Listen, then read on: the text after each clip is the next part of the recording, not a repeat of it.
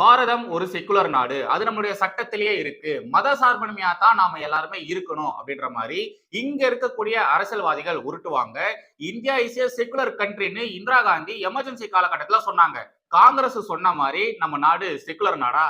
கிடையாது. கிடையவே கிடையாது. இங்க மதசார்பின்மை பேசக்கூடிய அரசியல்வாதிகளையும், இந்தியா ஒரு மதசார்பற்ற நாடுன்னு சொல்லக்கூடிய தற்கொலைகளையும் கொஞ்சம் பாருங்களேன். இஸ்லாமியர்களுக்கும், கிறிஸ்தவர்களுக்கும் ஒரு பிரச்சனைன்னு வந்தா மட்டும்தான் இவங்க மதசார்பின்மை என்ற ஒரு பொட்டியை தூக்கிட்டு ஓடி வருவாங்க.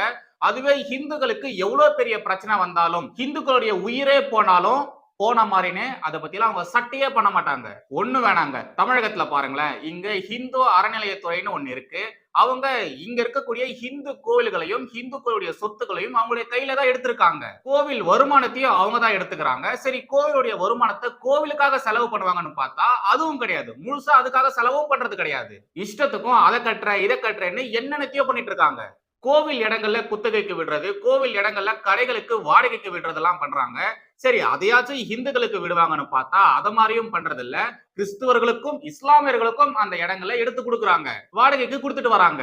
இதை எதிர்த்து நாம கேள்வி கேட்டா, ஏண்டா இது மதசார்பற்ற நாடுடா, இங்க மதத்தின் அடிப்படையில பிளவுவாதத்தை ஏற்படுத்துறீங்களா, பிளவுவாதம் பேசுறீங்களா அப்படின்ற மாதிரி நமக்கு எதிராக பொங்குவாங்க. இது மாதிரி கேள்வி கேட்கறவங்களுக்கு எதிராக பொங்குவாங்க. சரி, அவங்க எல்லாருமே சொல்ற மாதிரி நம்ம நாடு மதசார்பற்ற நாடு தானே.